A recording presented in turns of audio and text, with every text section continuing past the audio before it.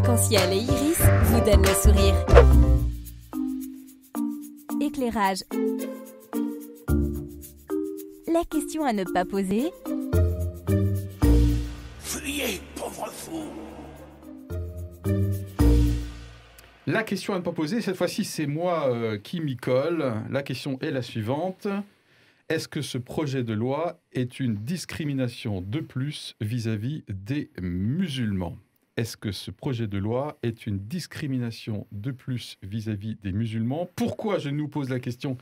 Eh bien, parce que certains articles dans certains journaux le disent carrément qu'il faut arrêter, en termes de stigmatisation, de discrimination, et certainement parce que je pense, et là j'en sais rien, je ne suis pas musulman moi-même, que peut-être, si j'étais de confession musulmane, j'aurais peut-être tendance à me trouver pointé du doigt ou discriminé une fois de plus. Allez, très flash cette fois-ci, puisque nous sommes très performants aujourd'hui.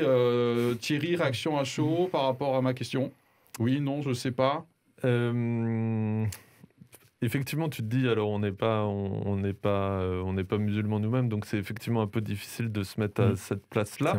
Mais oui, effectivement, je pense que c'est quelque chose qu'ils peuvent penser et ressentir, et je le comprendrais totalement aussi.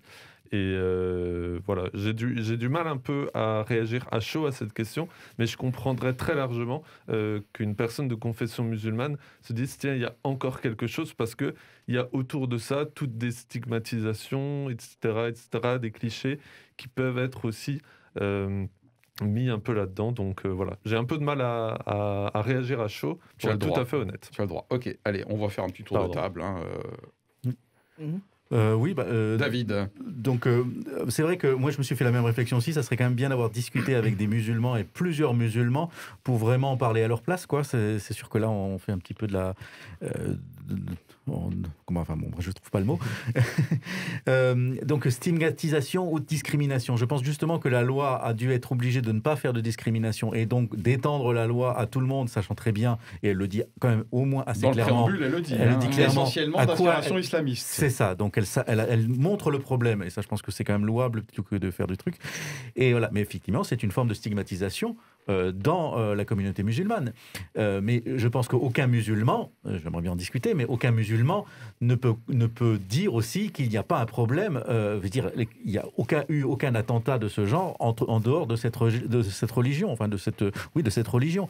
Et donc, oui, effectivement, je pense que ce qui va être de la discrimination, pour l'instant, ça n'est pas de la discrimination, je pense. Ok, très bien. Merci David. Anita et ensuite Marc. Je pense que la porte d'entrée, oui, cible effectivement un certain type d'islamisme, donc c'est discriminant sous cet angle-là.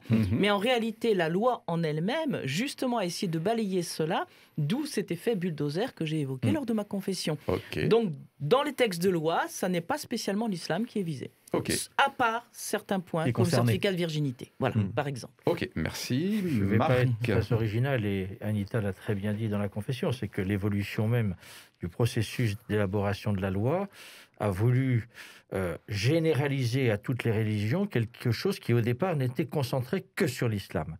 Pour justement, alors ça n'empêche pas le préambule. Au départ, notamment le discours aux Mureaux que David a rappelé tout à l'heure dans les faits que nous avons lu à plusieurs fois. En même temps, au cœur même de l'islam, d'où l'objectif de la charte des principes, qui est difficile à élaborer, c'est de dire, au cœur de l'islam, on ne peut pas continuer comme ça, à accepter qu'au nom de l'islam, certains tuent, famille d'ailleurs aussi de musulmans parfois, et que ça, il va falloir qu'on mette des règles, qu'on mette un peu d'ordre à l'intérieur même de notre manière de vivre l'islam.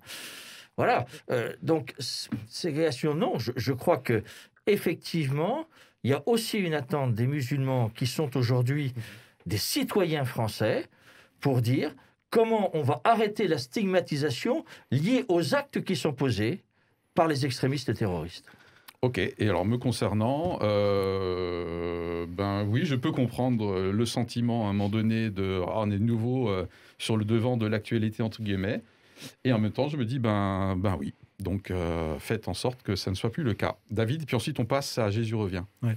Je me disais une chose, c'est que effectivement, il y a des risques de discrimination, mais sans cette loi, il y a aussi des risques de discrimination. C'est-à-dire que si les musulmans doivent faire le ménage et dire ceux-là ne doivent plus parler, tout ça, d'une certaine façon, ils sont obligés de faire des choix qui ne sont pas portés par la loi et qui ne sont pas encadrés par la loi. Et donc moi, j'étais aussi un petit peu du même avis que toi, c'est que la loi a quand même peut-être un but, c'est d'aider quand même les musulmans à arriver à mettre en place des pratiques de contrôle interne, le maximum c'est-à-dire par exemple de pouvoir exclure une personne d'une association parce qu'elle a des propos qui sont problématiques vis-à-vis de la loi.